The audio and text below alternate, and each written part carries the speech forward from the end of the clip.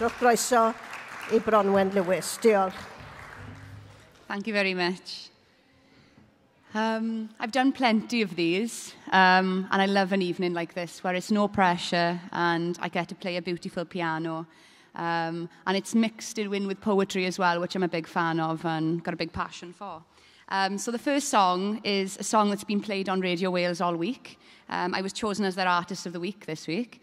And I wonder whether you've heard it at all, because it's been played 3 times a day. And I wrote this song with a writer from Llanelli, and it's called Something to Live For.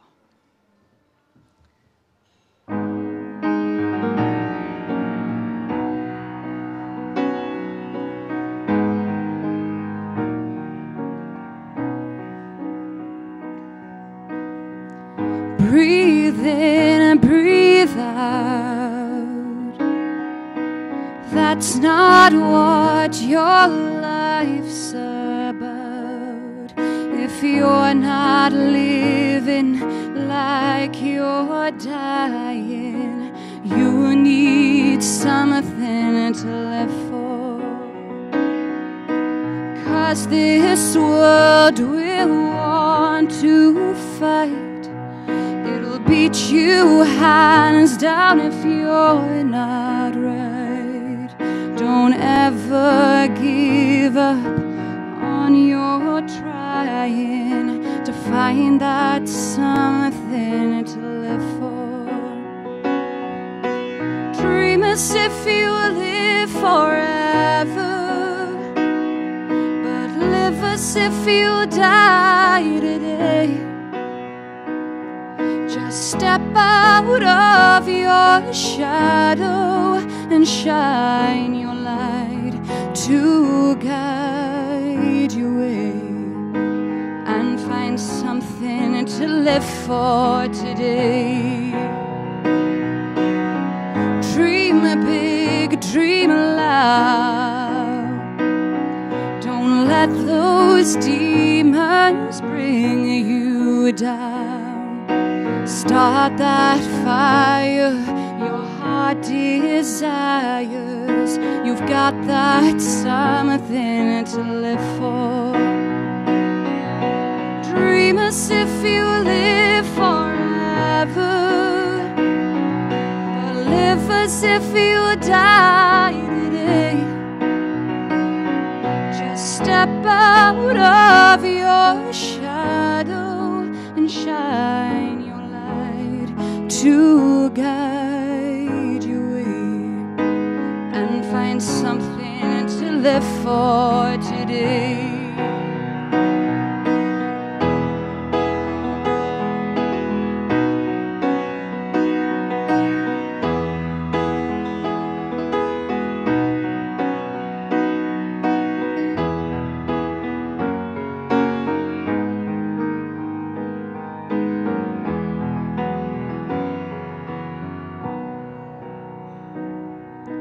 Dream as if you live forever, but live as if you die today. Just step out of your shadow and shine your light to guide your way. Don't dwell on yesterday. Just find something to live for today. Thank you.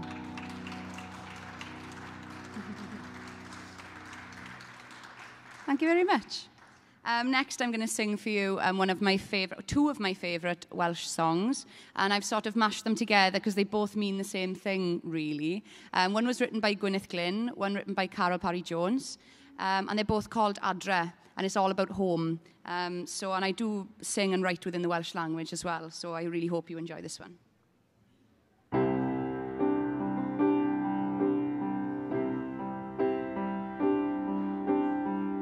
There is a town in North Ontario, Medda Neil Young and Igan, Sweet Home Alabama. meddai skinner rownd y tân. Rwy'n mynd ôl I flaen y fastidiog, meddai'r hyn a debod piws. Take me home, country roads. Meddai Denver on bediriws. Does yn ymhan yn debyg I adre. Meddai nhw'r wrtha fi. Does yn ymhan yn debyg I adre. Nawr on mae adre'n debyg iawn I mi.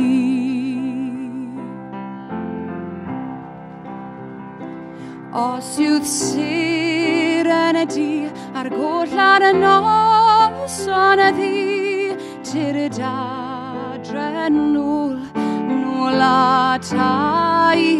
Os yw'r storm yn y codi dros erwair y lli, tir adre'n nôl atai. Gadydd galon y fi, dyleddu di, dweud ffarwel wrth yr ofna I gyd. Gadydd galon y curoedd a dail nawr yn y rydd drachem I rhedeg nôl.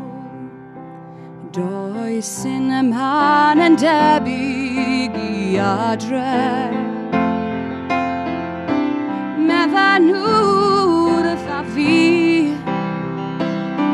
Does yn ymhan yn debyg I adre.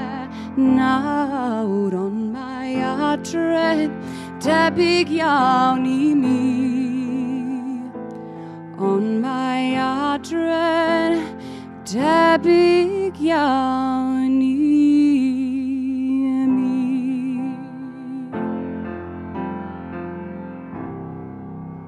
Thank you. See you a bit later.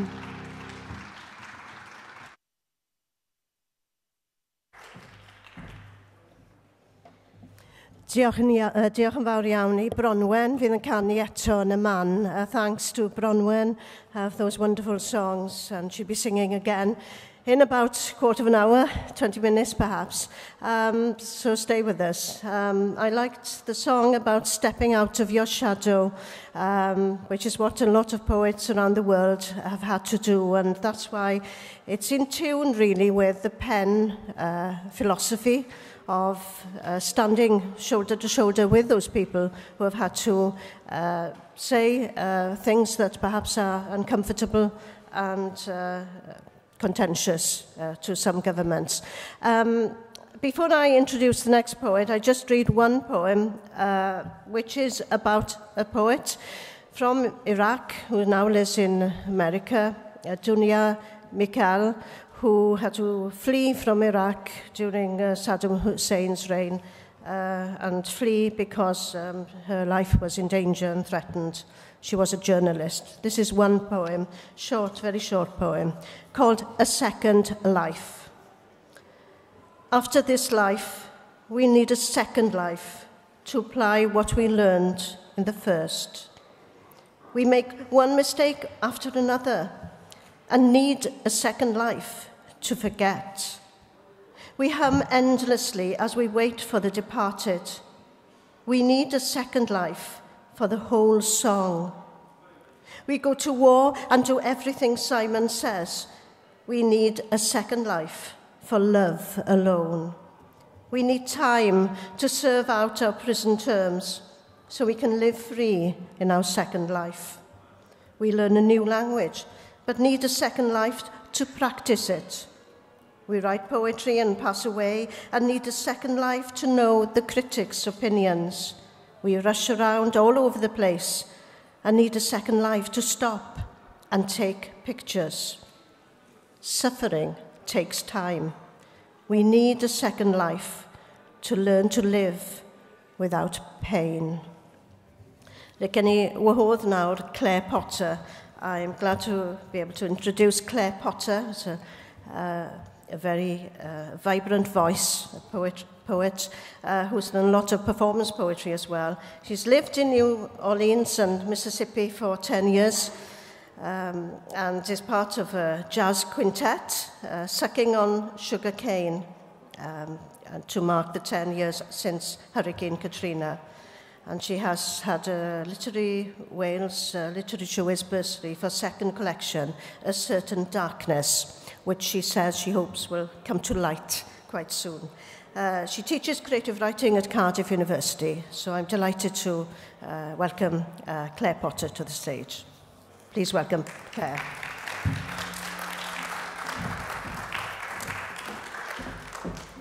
Diolch, Menna. I'm very fortunate in that I get to go into schools and work with young people.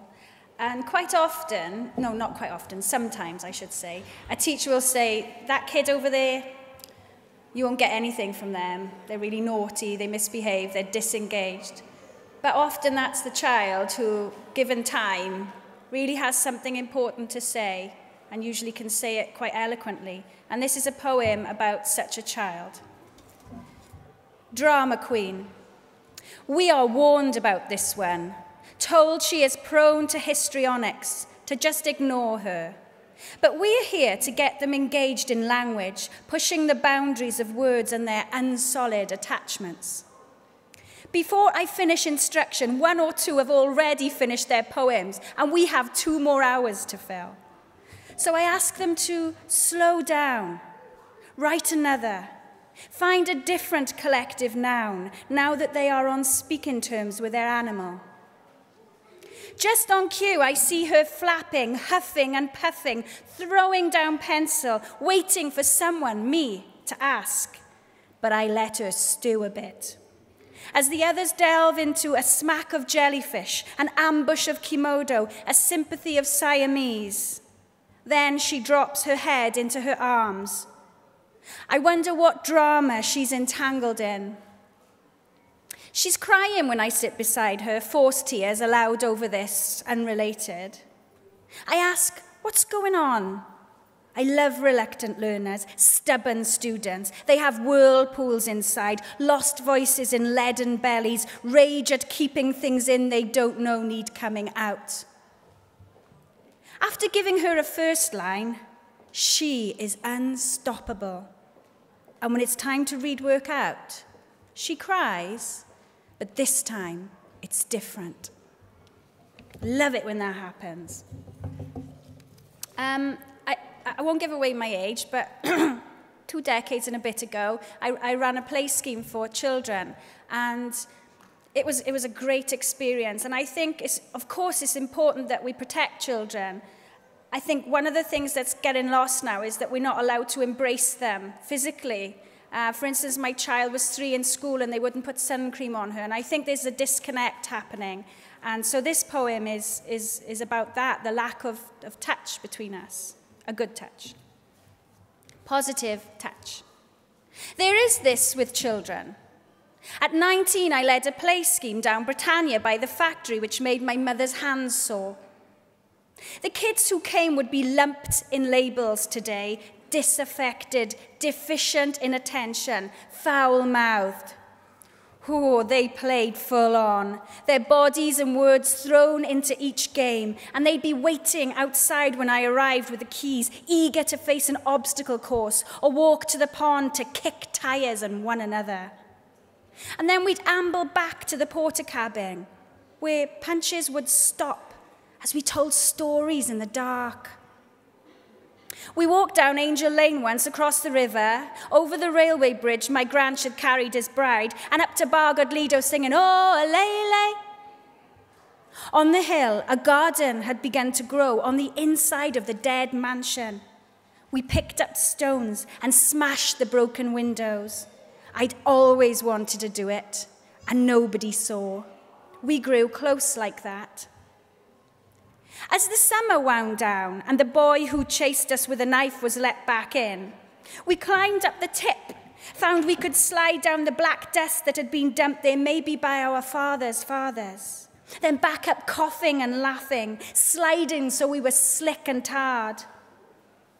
When the sun was at its hottest, we found a tump of green, ate our sarnies with mucky hands, the coal cold beneath us.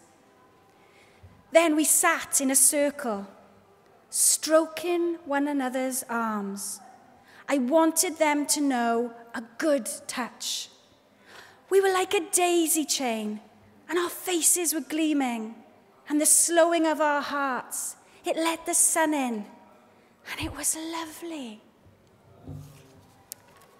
So as you can see, I'm not a very political poet. I kind of write about small things that I experience, but I guess the closest I've been was I've started to try to write in Welsh, been a bit scared of that, and this was just after the floods in Pakistan, and my little boy he's half in English, half in Welsh, because he's learning. He was half in the house, half outside with his legs, and it was raining.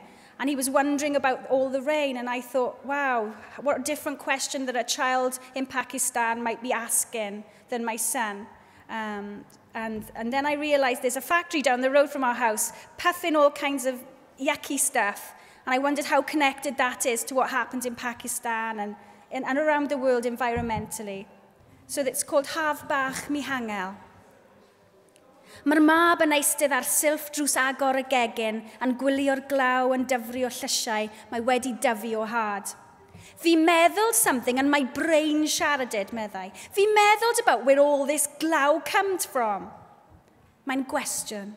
Mae'n gwneud i mi feddwl tu hwnt i'r mynyddoedd, y môr, yr awyr.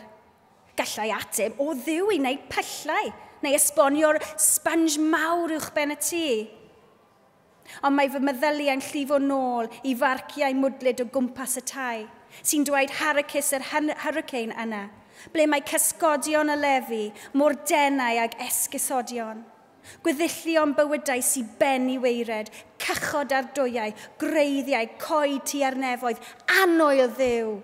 Haiti, China, Indonesia, plant ym Pakistan yn gofyn yr un cwestiwn fel y boi yma, diogel.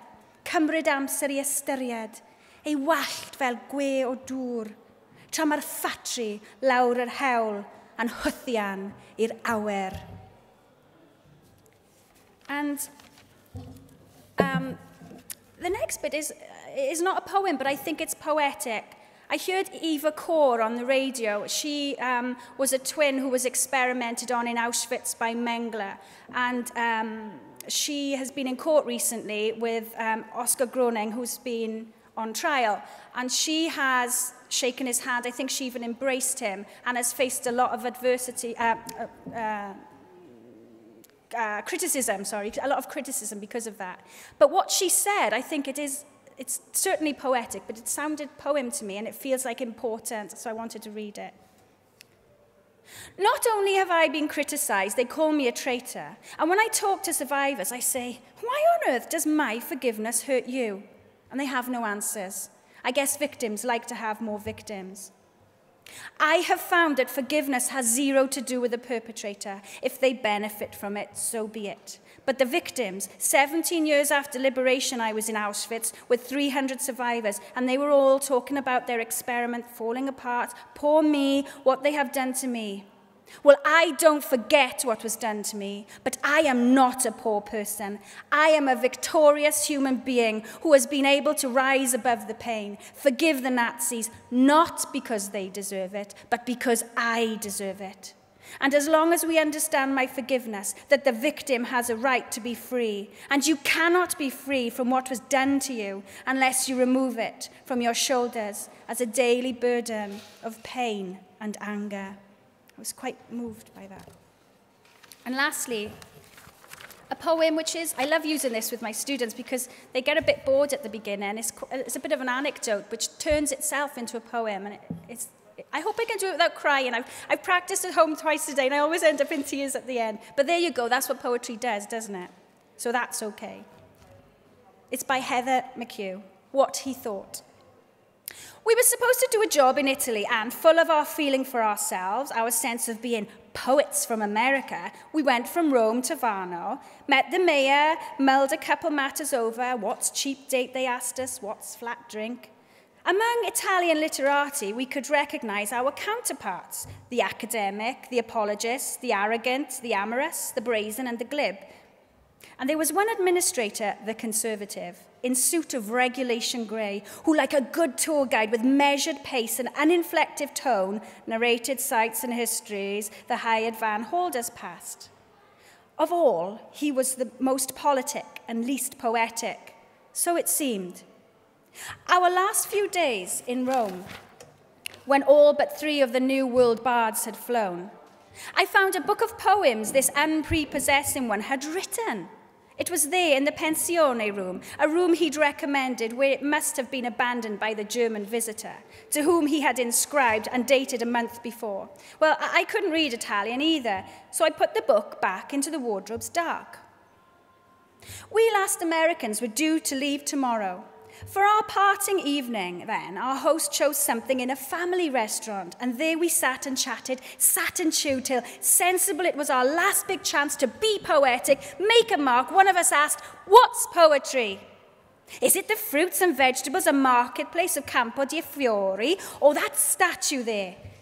Because I was the glib one, I identified the answer instantly. I didn't have to think. "The truth is, it's both, I blurted out. But that was easy. That was easiest to say.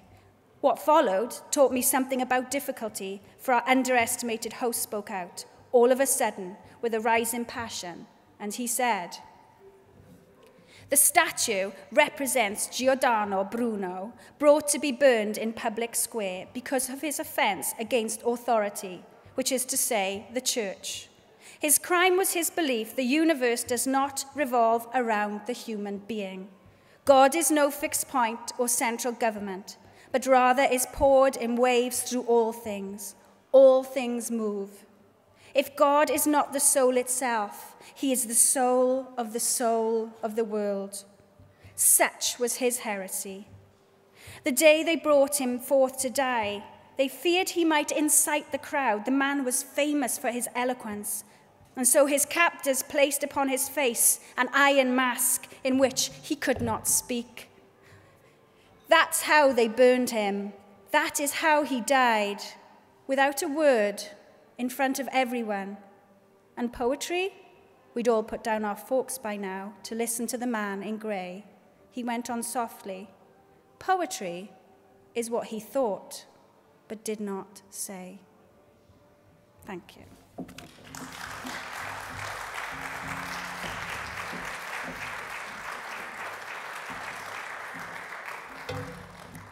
Diolch yn fawr, Claire. Memorable words there. All the poets reading this evening are members of PEN, Wales PEN Cymru. I'm saying it many times so that you know about it. The director, Sally Baker, is sitting there. If any writers here want to join, then please see Sally in the front. I think you've got something on you. You've got something on the seats anyway. Next poet I want to introduce is Robert Mynhenig, much acclaimed, celebrated poet, essayist. He was also writing about environmental issues well before it came into the public domain and debate. Co-founder of Friends of the Earth one time. He's travelled the world with his poetry, and I've got to say that his next novel is coming out in a month's time called Limestone Man. And that follows his first novel, of course, which was Sea Holly. So please welcome Robert Mynhenig. Croeso, Robert.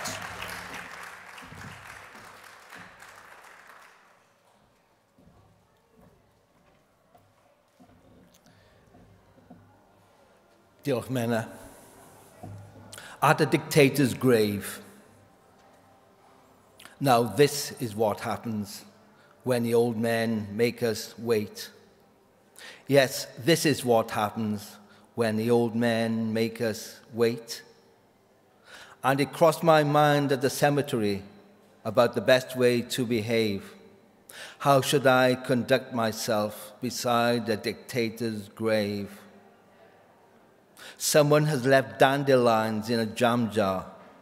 1 o'clock, 2. Yes, it's later than we think now, lover. Much later than we think. Because this is what happens when the old men make us wait. Yes, this is what happens when the old men make us wait. And it crossed my mind in the cemetery about the best way to behave. How should I conduct myself beside a dictator's grave?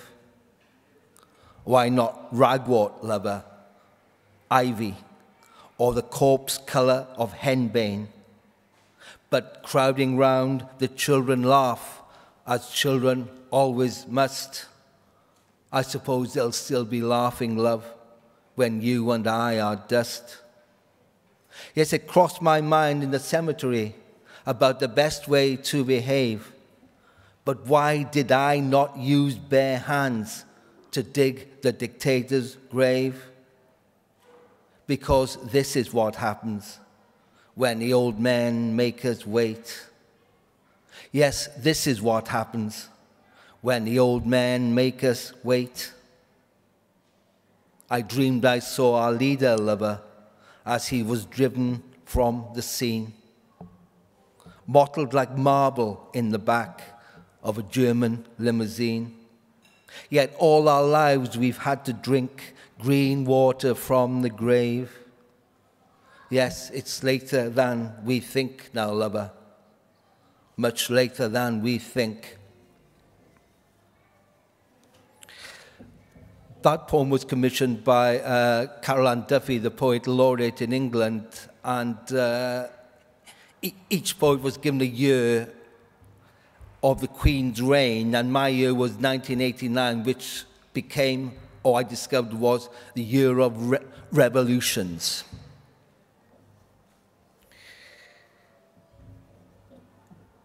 This is about Iraq, a place called the Amaria Bunker in Baghdad. And it's dedicated to Umgada, who, for all I know, still escorts people on a tour of that bunker. And it's called after the stealth bomber. It is years later now, but time can also run backwards. Still she squats in candlelight, Umgada in the caravan, or in 125 degrees Fahrenheit, a cockroach ticking on her divan at night.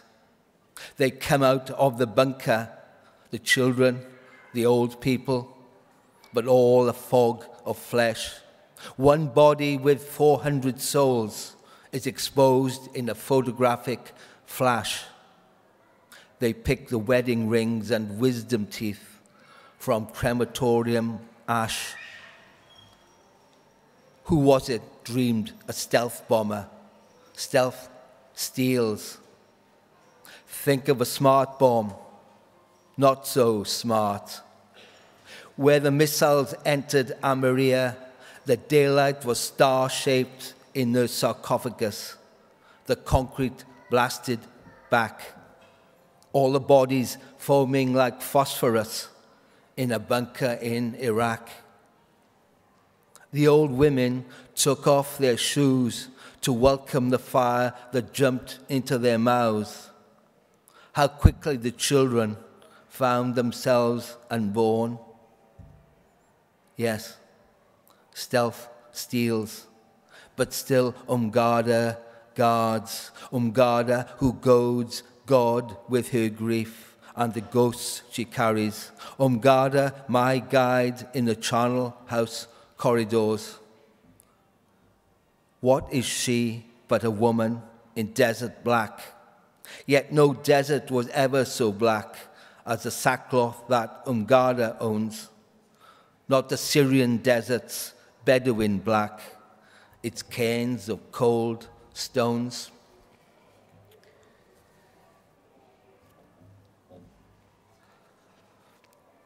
I met the Cypriot Turkish poet Nessa Yasin a few years ago and was immediately impressed by her political commitment, her ability to write poems, which is tremendous, and she asked me to translate 2 of her poems.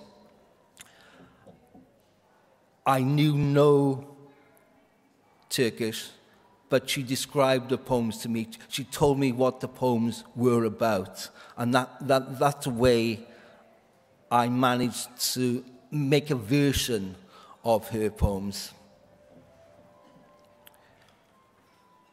And this poem is called Alicia. Until recently, I thought this was about a squabbling couple.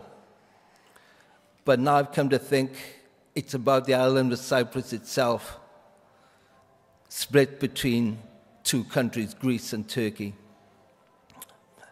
Alicia, after the Turkish of Nese Yasin. There was a time we had a daughter who was always bouncing on our bed. She was called Alicia, or something like that. All that life seemed a fairy story my mother taught me. Words were weapons we never used because the house was a haze of harsh hashish and our horizon the bedsheet. Sometimes in my crimson dress I would visit your room, but you were engaged in some holy war and I felt futile in your fury. Then your wounds were wound bringers, bald as blades, translated by your harlots and your houris and your whores. But our daughter was adored. She lifted a ladybird, red and black, to hold as high as her heart. That was Alicia, delightful as dew, speaking her ladybird language. I thought it forever, that fairy story. But you were the torturer who taught me to laugh at all your rage and wretchedness. And Alicia would come and join our hands, or run after you with naked feet, imploring eyes, that pleading little peacemaker. Alicia. Yes, I think that's how she was called.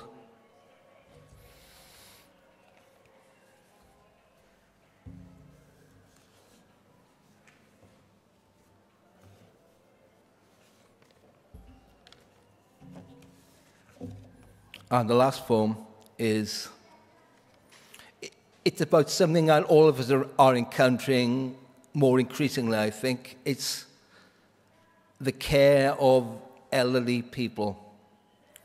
And this poem is called The Coelacanth.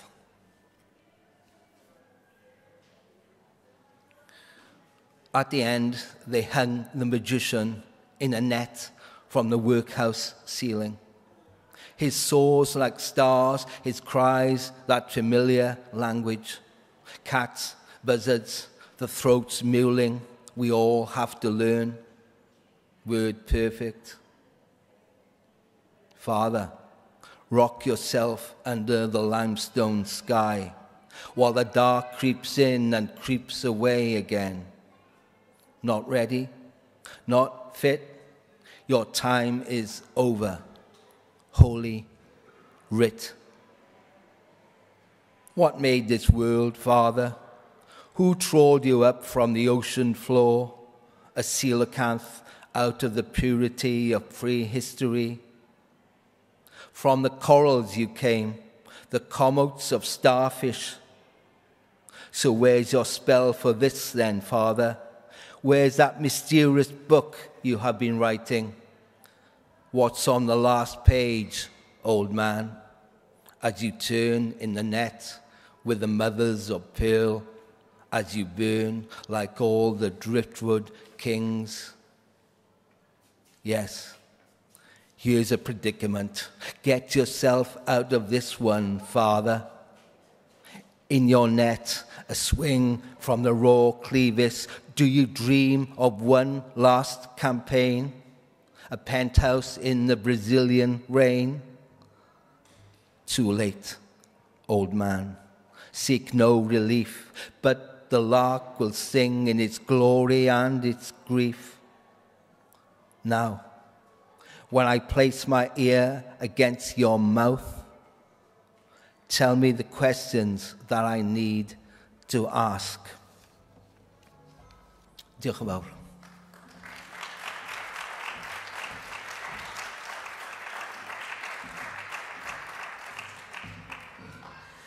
Diolch yn fawr i Robert Mynhinnig.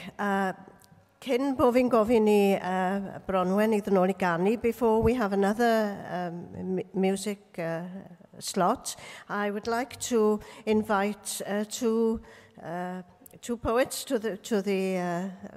to join me here. They're going to be in conversation. They're going to discuss things, we don't know what, but I'm delighted that Carolyn Stocker, who's a Turkish literary translator from Barmouth, Bermo in North Wales, and she's translated poems by David Ap Gwilym, Hedd Wyn and others into Turkish, and several contemporary Turkish poets into English and Welsh. She studied the history of the Turkish language, and she will be joined by a very special guest, Meltem Arıkan, who's a Turkish author and playwright who's dedicated her life to write against the patriarchal system and to fight for freedom of speech and expression. And so that fits in very tidily with the whole ethos of Pen Cymru. So Meltem is known by her sharp critique of society, fearless and outspoken voice in all her novels, plays, poems, articles. Her fourth novel, Stop Hurting My Flesh, was banned in early 2004 by the Committee to Protect Minors from Obscene Publications. She's written 8 novels, 1 book of research, 3 plays, and she's received several awards. Freedom of Expression Award in 2014 by Index on Censorship for her play, for one of her plays. She's now living in Wales, and we're delighted that she is. She's made her home here. And so I'd like to invite both of them to come to the llwyfan, beth yw llwyfan? Platform. Right, I'm going to move the chairs to make it a bit more intimate. So.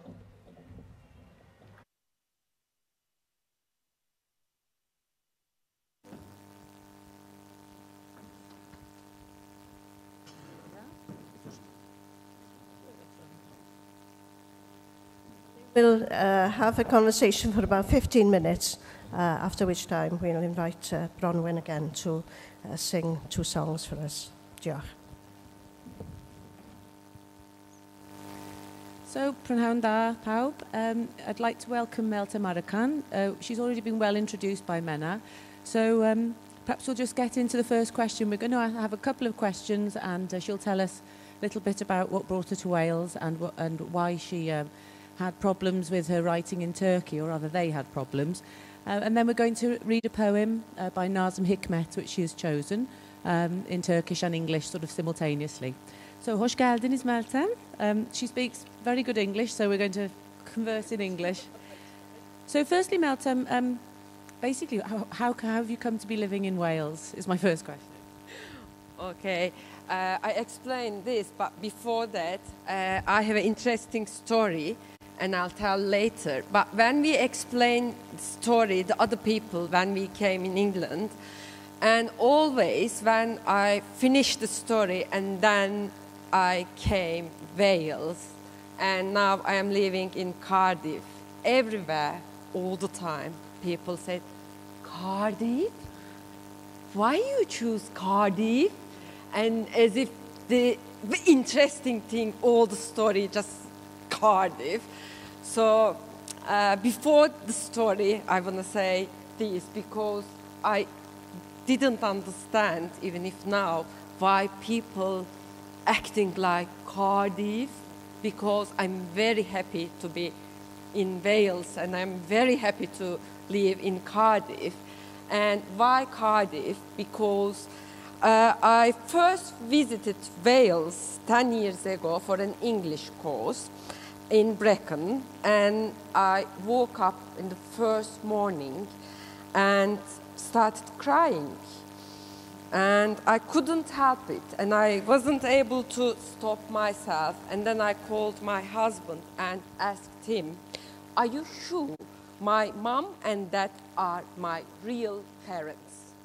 And of course, he didn't say anything.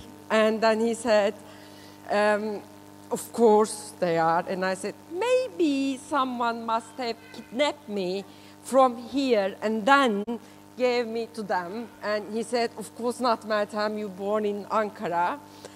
And he didn't understand because I was very weird, and normally I don't like to show my emotional easily.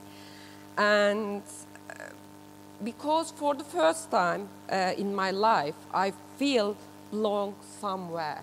So it's very, very interesting for me. And normally I would find everything disturbing in Brecon because I love hot weather in July and the weather is so cold. And I love seaside, but in the middle of the green in Brecon. And then I don't like smell of old buildings and old furniture, but my room is decorated old furniture and smell old.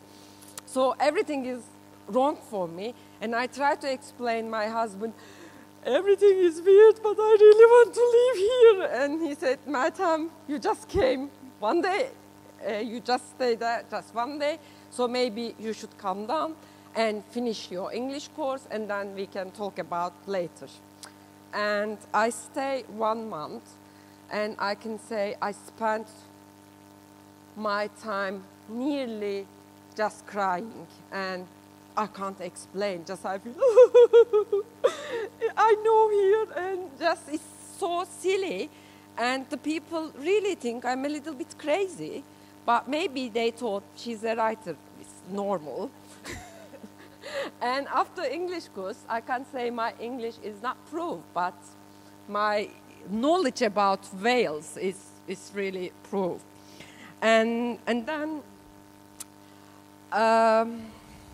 I came to Wales third time, and the last time, 2007, my husband came and visited me in Wales, and then he said, "Okay, I promised that we would live here, but I can't say when," because he said, "Yes, you are so happy in here." And after that, I finished my latest novel after going back to Turkey in 2007, half of novel set about in Wales. And then I came Wales 2 years ago in July, just one luggage with me, and then now I'm living in Wales, and I'm so happy to be here.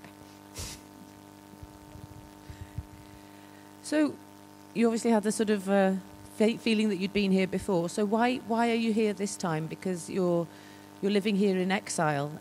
You can't go back to Turkey. There is a court case there about your writing. Could you explain to us what that's based on and what they claimed, what they claimed that you had been doing?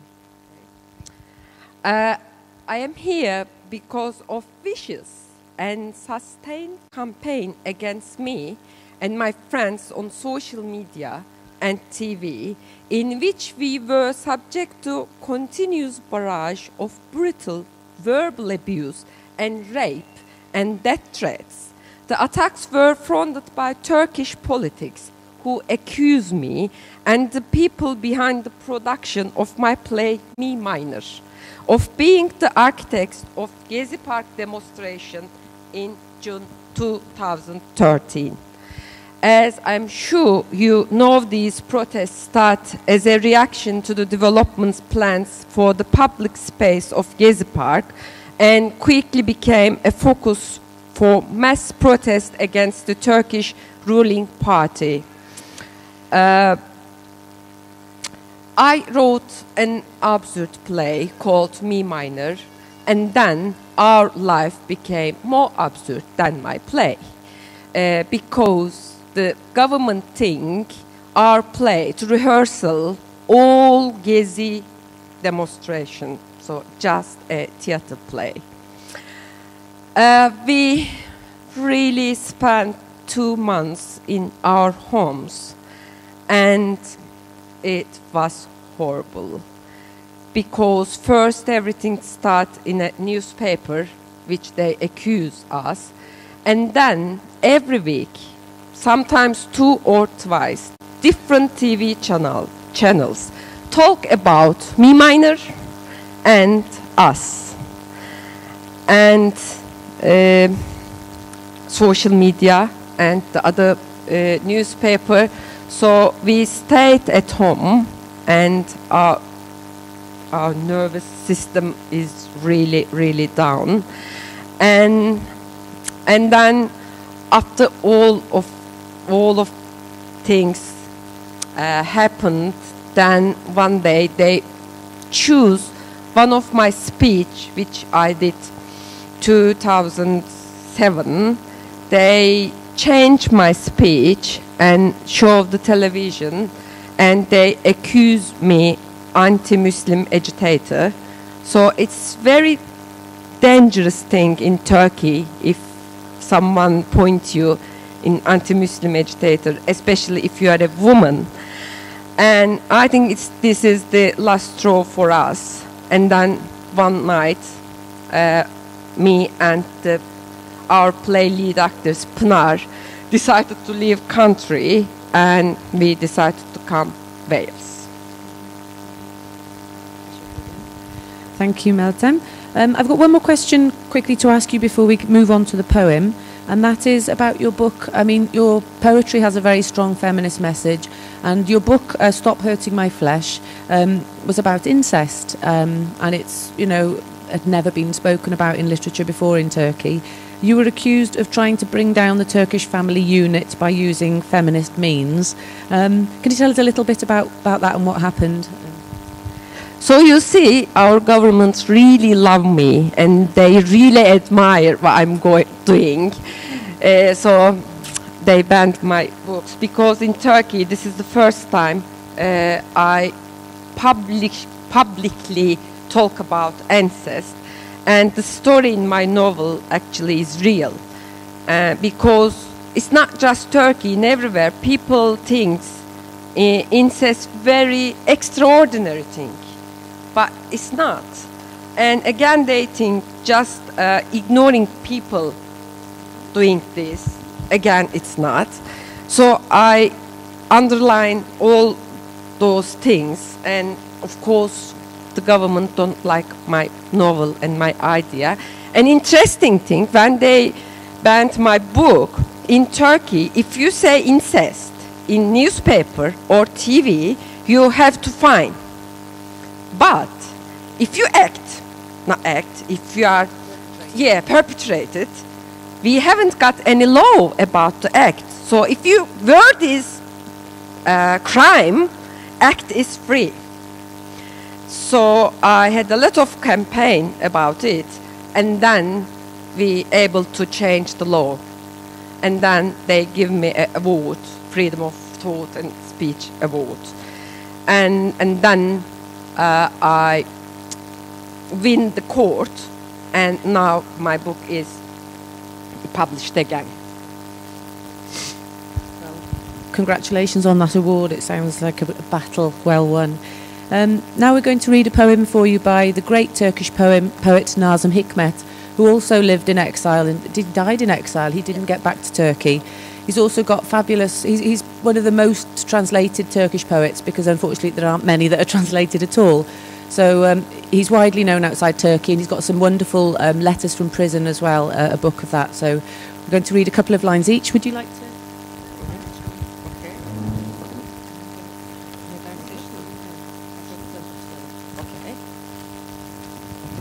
Asya Afrika yazarlarına. To Asian and African writers. Kardeşlerim, bakmayın sarı saçlı olduğuma. Ben Asyalıyım. My brothers and my sisters, never mind my blonde hair. I am an Asian. Bakmayın mavi gözlü olduğuma. Ben Afrikalıyım. Never mind my blue eyes. I am an African. Ağaçlar kendi dibine gölge vermez benim orada. Sizin oradakiler gibi tıpkı. Where I come from, trees don't cast shadows down below, just like the ones where you come from. Benim orada aslanın ağzındadır ekmek. Ejderler yatar başında çeşmelerin.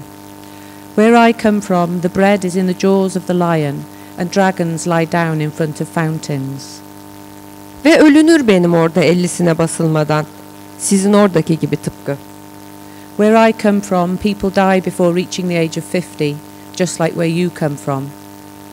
Bakmayın sarı saçlı olduğuma. Ben Asyalıyım. Never mind my blonde hair, I am an Asian. Bakmayın mavi gözlü olduğuma. Ben Afrikalıyım. Never mind my blue eyes, I am an African. Okuyup yazma bilmez %80'i benimkilerin. Şiirler gezer ağızdan ağza türküleşerek. 80% of my people are illiterate. Poems wander from mouth to mouth, turning into songs. Şiirler bayraklaşabilir benim orada. Sizin oradaki gibi. Poems can become flags where I come from, just like the ones where you come from. Kardeşlerim, sıska öküzün yanına koşulup şiirlerimiz toprağı sürebilmeli. My brothers and my sisters, our poems, yoked to the skinny ox, should be able to till the land.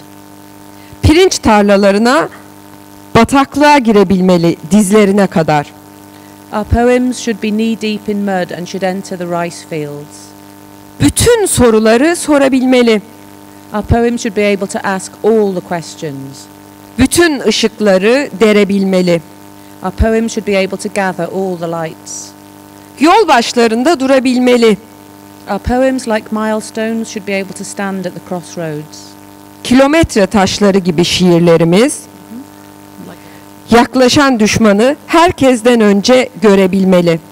They should see the approaching enemy before anybody else. Çengelde tamtamlara vurabilmeli And beat the tom-toms in the jungles. ve yeryüzünde tek esir yurt, tek esir insan, And until on this earth not a single slave country or slave, gökyüzünde atomlu tek bulut kalmayıncaya kadar, and not a single atomic cloud remain, malı mülkü, aklı fikri, canı neyi varsa verebilmeli. Büyük hürriyete şiirlerimiz. our poems should be able to give all they have, their minds, their souls and their lives. Thank you. Teşekkür ederiz.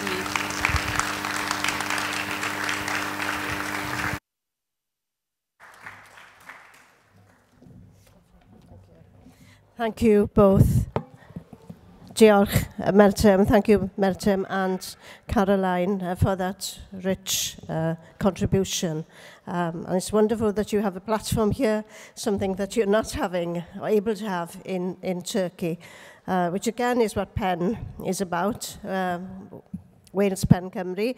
And now let's listen to Bronwyn Lewis. If you just joined us, she was Artist of the Week on Radio Wales throughout the week, but she's here in person tonight to sing 2 songs. And after that, we'll have 2 other poets before we conclude the evening. Thanks. Thank you very much.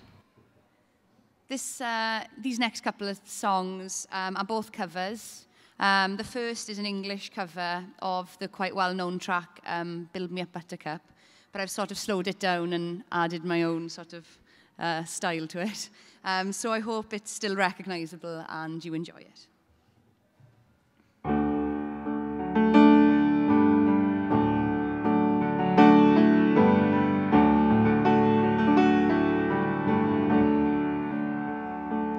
I'll be over at 10, you call me time and again, but you're late. I wait around again. I run to the door, I can't take anymore. It's not you. I wait around again.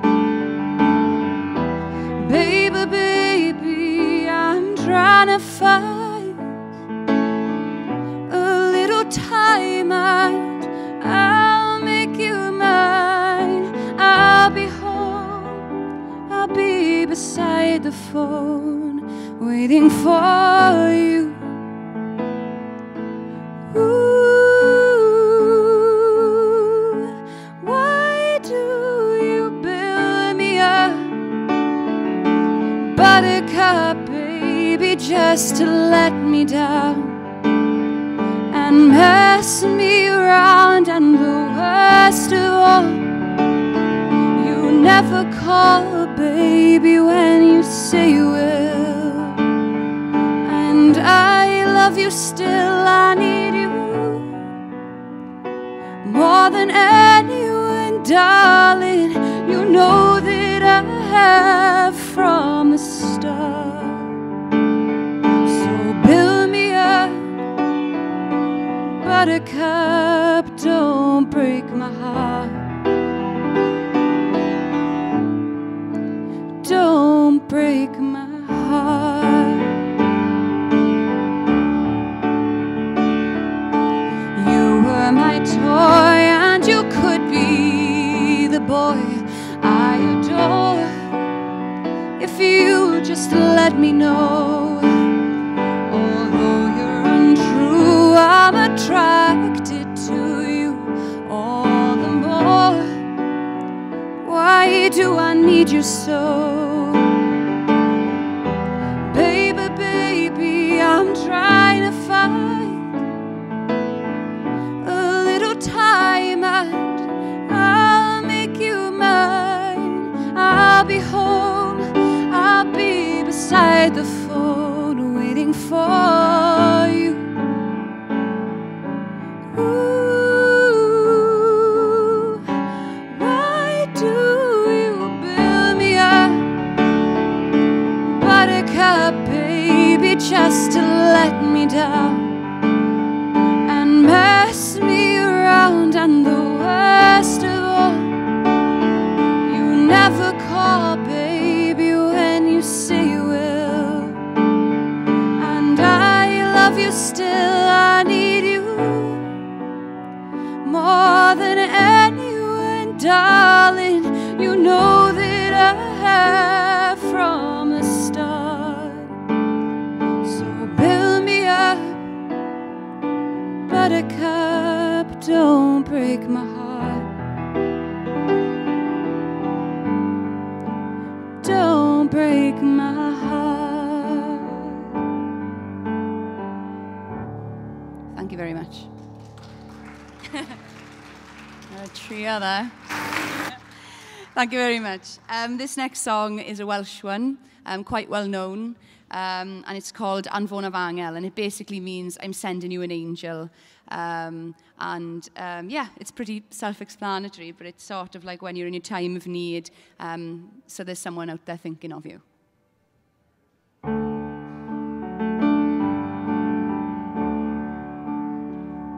Mae hymian y hwyr, y ddinas yn y fy neffro. Am eiliad, roedd dwi'n credu dy fod yno, ond chlywafal a wisel, dy lais yn galw'n y ddawel, Anfona Fangel i dy warchodi. Fangel i dy warchod heno, Anfona Fangel idd gysuro di. Mae sŵn y dy lais yn ddigon i chwali'r holl am y heion, Anfona Fangel a ta ti.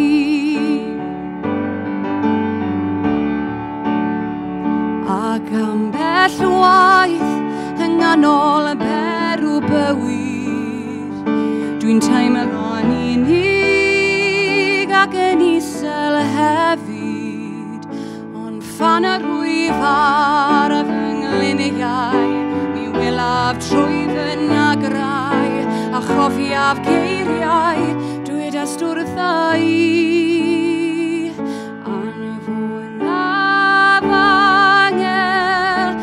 Warchod heno, Anfona Fangel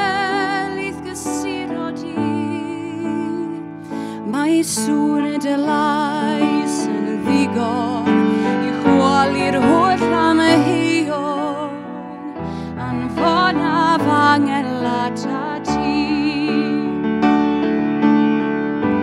Ti yw'r angel sydd yma wastadol yn gofalu amdanaf lle bynnag I byddaf.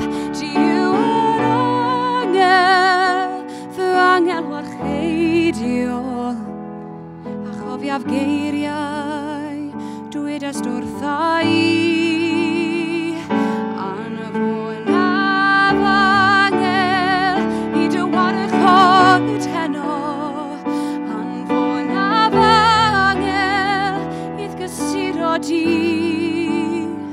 Mae sŵn y dylais yn ddigon I chwalu'r holl am y heion anfon a fangel ata ti. Anfon a fangel ata ti.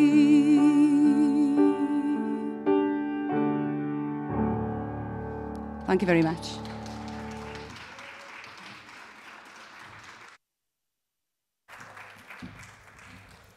Diolch Bronwen, a un gan I gloi ar y diwedd. We'll hear Bronwen one final time at the end. I've got two poets to introduce. That song was about being an angel, and I think the next poet is a kind of angel, an angel in conflict resolution anyway. He's worked as an advisor around the world in places where culture has led to conflict, and we need more of his kind, I think. Simon Mundy has written 15 books, which consists of 4 novels, 4 poetry collections, and the latest he has in front of me there, Fletcher, did I say that correctly? Probably not. In autumn, which has just been published this week. Please welcome Simon.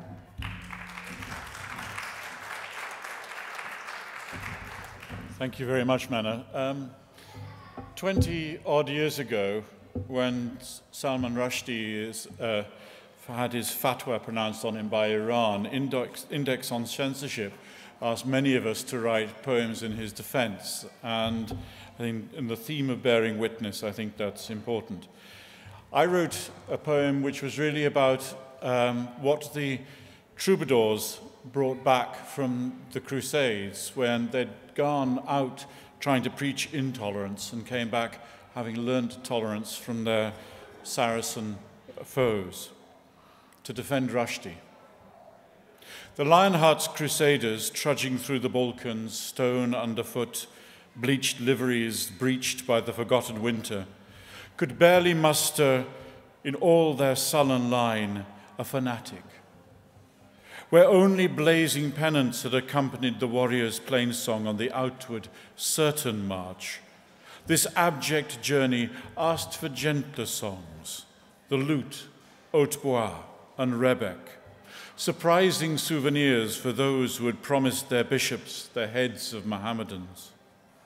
Some brought wives and half-Islamic sons born of tolerance, the other side of the scimitar, doubted by the church, to fuel their own schismatic doubt with questions only open to the traveller. Now that journey must be made again, taking back violin, oboe, and guitar, a pen to turn aside the modern scimitar, to return the individual and compassionate faith which the men of war crusaders hoped to dash, instead admired and borrowed from the East. A few years later, I found myself in Flanders just as all the outbreak of violence happened in Kosovo. And I found it strange that I was sitting in this very, very boring Belgian landscape, which 100 years ago had been nothing but trenches, just as a bit further south Kosovo was blowing up. From Beerbeck, 1999. War is distant and only 3 days old. banished from fertile Flanders in the weak March sun. At the edge of the trim grass, each of the abandoned trenches is fresh with spring. Wars of neighbours building steel fences. Far south, burning children under the eaves, candles for defeated ancestors. A new roof is red, and pitted concrete is redeemed with white. A couple of weeks ago, I was in Slovenia, thanks to Wales Pen Cymru, at the Writers for Peace Committee of International Pen. And there I met a lovely poet called Caius Tăbrescu from Romania. Caius has been writing a novel putting together the experiences of Eastern Europe over the last decade or two. And he set it as a sort of fantasy novel in an imagined island. He brings one of the characters out. He's called Marius the Carpathian, his name vaguely echoing Thomas Carlyle's Marius the Epicurean. Being interviewed by the security forces of the island on the alleged murder of one of the special guests of the Congress, the versatile Carpathian blames everything on the Portuguese couple who, according to him, lured him and his partner Simona into that most vicious of all places. But one night, who knows what magical filters they poured in the champagne, and we've seen ourselves sliding suddenly into their arms. We let them feel us all over, caress us, flood our faces with viscous vital fluids, suck us until we become carcasses. Then they pulled us to their Land Rover, and away we went. And when we woke up, well, we were already on the island of Aragnon, with no idea of the event or the common declaration. But we liked the premises and the fact that at the ID control, when they saw we were Carpathians, they showed us immediately to what is called the Eastern Auxiliary Think Tank, so that the disgusting Antonio and Leonora had to wait behind the barbed wire. Actually, we did not feel outraged by this discrimination.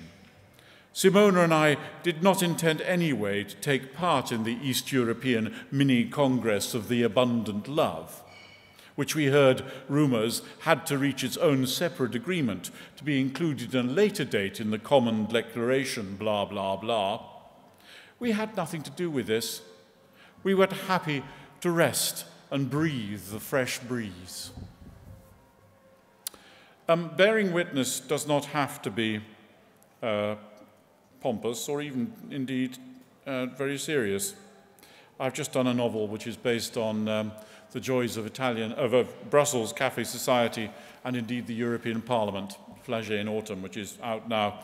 And I thought just a little bit of, given the fact we've just been through the election, a bit of politics might be in order for this. In response to the texted summons, Esco left Mariana and the man from the European Writers Against Injustice organisation at his lunch table in the European Parliament members' dining room, paid the bill on the way out, and made his way up the towers. When he reached the spacious offices of Roberto Vincenzi, leader of the Social Liberal Enterprise and Ecology SLE group, to which they both belonged, he found a grim-faced bunch perched around the desks and sofa. He smiled and nodded a greeting, found a door jammed to lean against, and waited to be told what was going on. There were 6 men and 2 women filling the rest of the room, not counting Roberto and himself. All were MEPs, and he noticed that there were no assistants in attendance. Since the whole group consisted of only 30, it was a fair proportion of the possible members. More would have demanded a proper meeting room, and Esco could see by the faces that something confidential was in order. The unsmiling nods he received in return were confirmation that bad news was coming too. He wondered if it could be for him. Had his public snog with Amélie Poitiers been too much for the purse-slip bearers of parliamentary morals? He doubted it. There were plenty of members with unconventional personal lives, including Roberto, and anyway, that call for personal freedom in the face of conservative community disapproval was meant to be what the party stood for. Esco, good that you could make it. Roberto did not sound as if he entirely meant anything of the sort. No problem. Can I help? That is what you will see. We will see then. You heard then. Roberto's voice was full of quiet distress. Heard what? So you have not. We are in a little difficulty, I'm afraid. Esco adopted a serious expression and waited for the enlightenment. Most people seemed to be examining their fingernails or the ceiling. He waited 10 seconds and then asked, "Anybody want to tell me about it?" The wait resumed. "It is of a fiscal nature," said Roberto, waving his hands defensively. Eventually, an exasperated voice broke the deadlock. "Yeah, so somebody must tell you, so I will." Esco looked across at the woman with short dyed blonde hair, glasses and leather trousers resting on the arm of the grey sofa. Brigitte Etzenberger from the Ruhr bit of Germany. He nodded his thanks. "So, Roberto is being accused of false expenses, not here but before, when he was a member of just the Parliament in Italy." I thought it was virtually impossible to think of anything that could not be expenses in Italy, suggested Esco unhelpfully. Roberto sighed. "In the old days." His shrug left the thought open. "The problem is not the accusation," Brigitte continued. "It's the amount and the attitude of the prosecutors in Rome. They allege 680,000 euros over 10 years, and they have applied for a European arrest warrant. Roberto has immunity while he is a member here, of course, but there is pressure on us from the proctors and the other member groups to waive it in the good name of the Parliament." Esco frowned appropriately. "Ah, yes, I see. That is difficult. Roberto, can you make a good case?"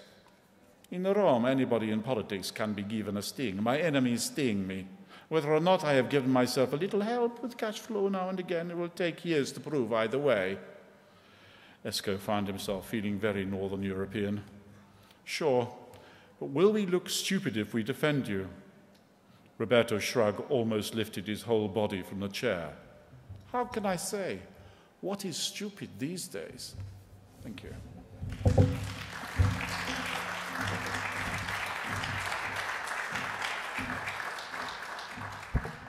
Diolch yn fawr. Thank you, Simon.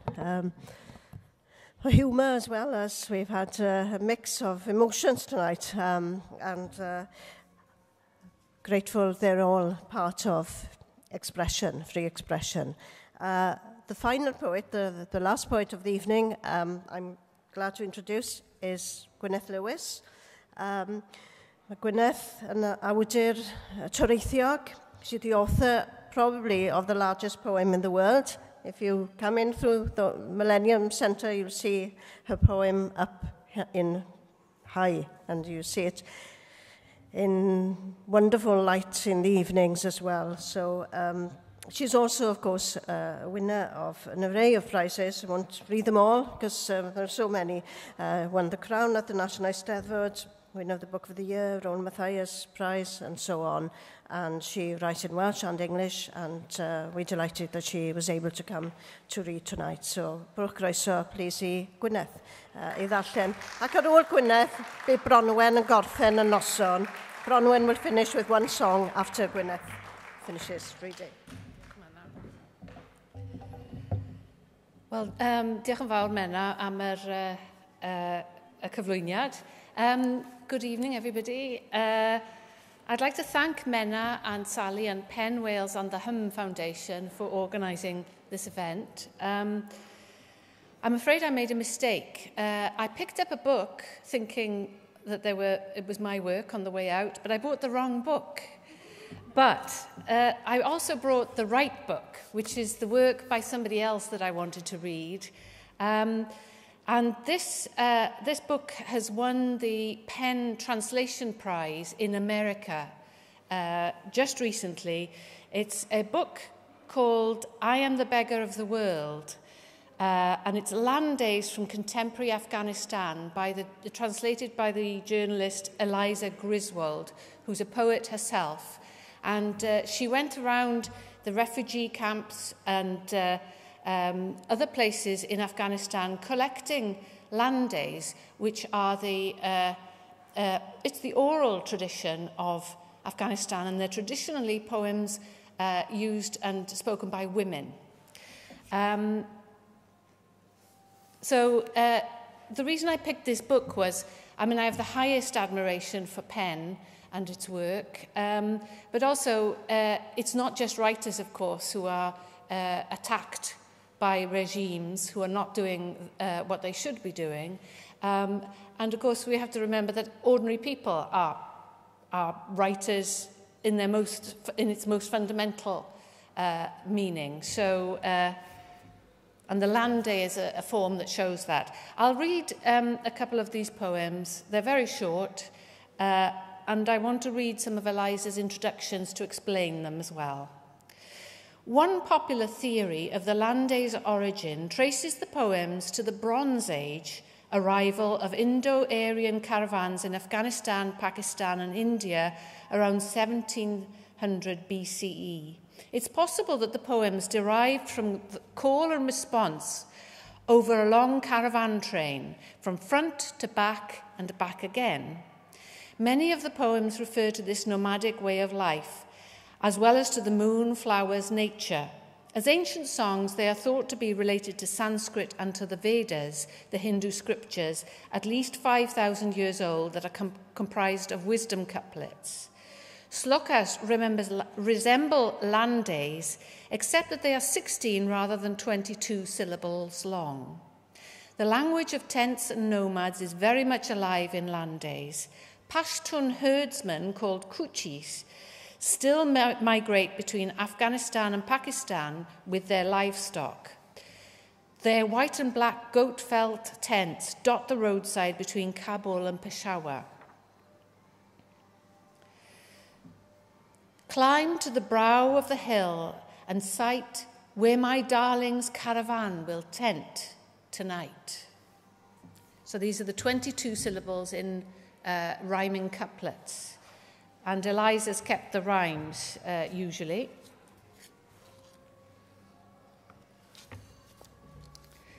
My body is fresh as henna leaf, green outside, inside, raw meat.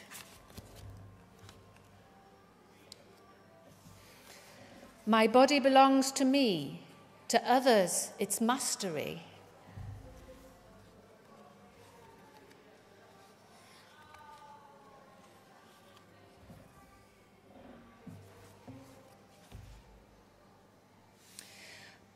Policharki is an infamous prison built by the Russians in Kabul. Most recently, it has housed insurgents, errant American military contractors accused of running a private prison for profit, and a motley array of common criminals.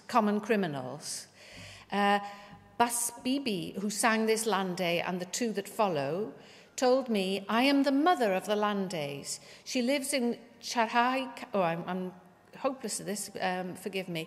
Charahi Kambar, a Kabul refugee camp where nearly 24 people froze to death in 2012. One was her husband. In the camp, there was also an ongoing war over water. Who had the right to use the one pump? Bas Bibi told me the story of how her brother was sent to Policharki prison for killing a rival at the well. In Policharki prison, I've nothing of my own, except my heart's heart lives between its walls of stone. I'm tired of praising exotic flowers. I miss Sanguine's gardens. They were poor, but ours. Separation brought this kind of grief. It made itself a mullah and made me the village thief. Separation followed me with an axe. Wherever I laid love's foundation, the axe smashed it.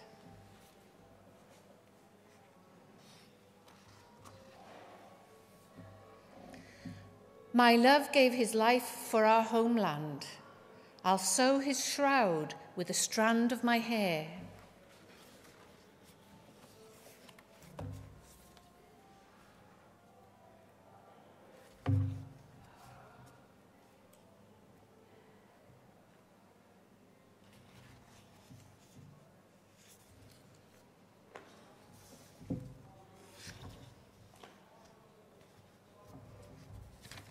Well, Simon was talking about levity and jokes and things, and I was going to read you one about farting, but the piece of paper fell out, so I can't find it quickly now, but it's basically saying, you know, if my lover farts, I'll fart louder.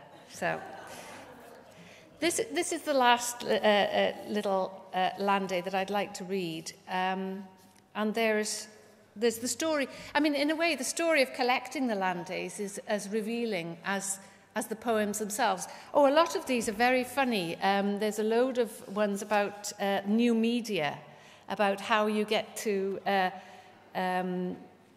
know people, you know, on the internet. I mean, we've just heard about the internet being the source of great, being a source of abuse and sorrow and injustice, but it can also be a source of great beginnings as well. However, oh God, my fingers have lost now the bit I wanted.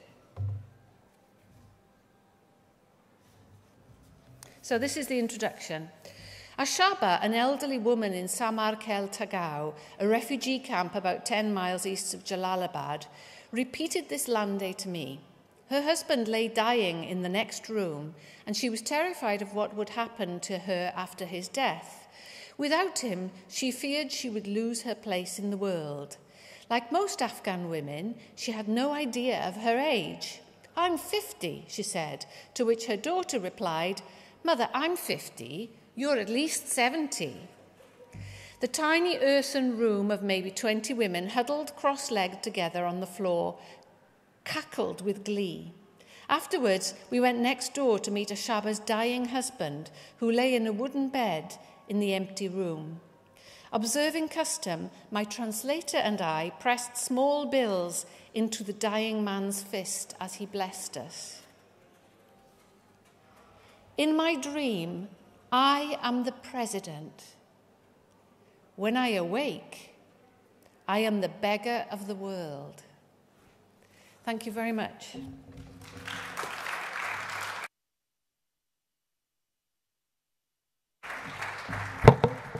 Diolch Gwyneth am gloi'r noson.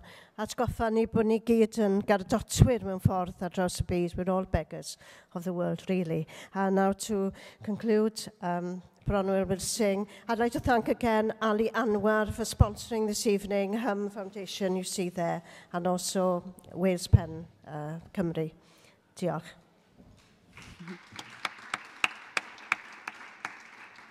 The final song I'm going to sing for you is the title track of my EP I've just brought out independently. And the song is called I'm Only Me Because of You. And it was written for my sister as an 18th birthday present. And I'm not tight. I did have enough money to buy her a gift, but I thought something that'll last her a lifetime is a song. I'd also, before I finish, like to thank Ali again for having me back here. I love doing this. And thank you to Mena as well for introducing me so well. And thank you for a lovely reception. If you would like to come and buy one of my EPs, by any means, please come up to me at the end and we'll have a chat and I can sign one for you. So this is I'm Only Me Because of You.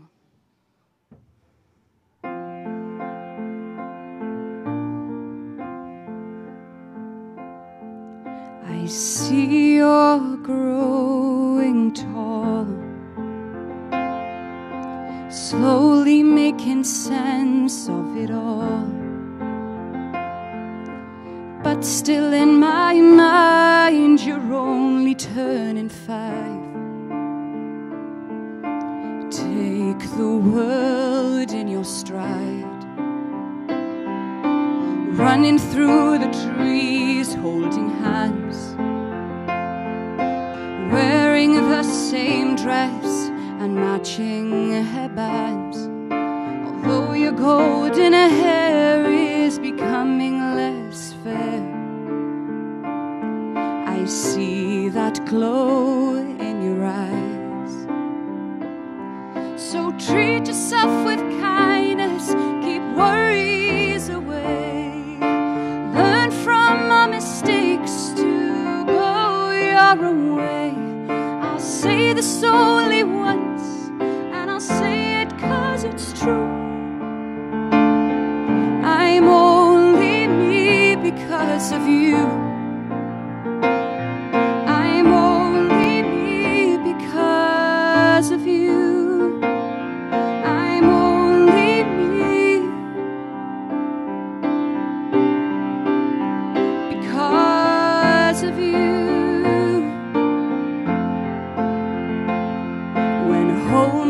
seems like miles away.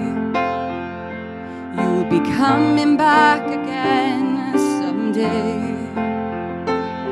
Just worry about the now and not the who, the when, the how, and breathe all darkness away. Remember how we used to be so white. You were golden, dancing, smiling child, learning as you played, though your innocence stayed. And that's what makes you shine. So treat yourself with kindness, keep worries away. Learn from your mistakes to go your own way. I'll say this from the heart, and I'll say it 'cause it's true. I'm only me because of you. I'm only me because of you. Someone new changing you may worry me, but there comes a time when I must learn to let you be. Summer's burn and winter howl, but my dear, you're evergreen. You're evergreen.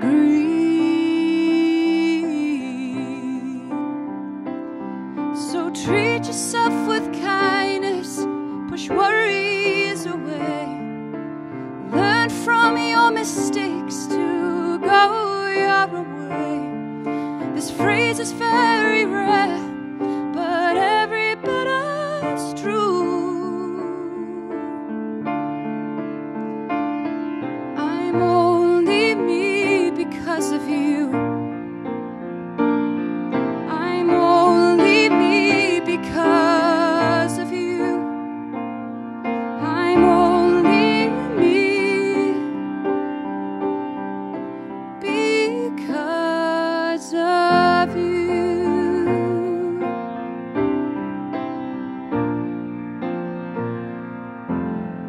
Thank you very much.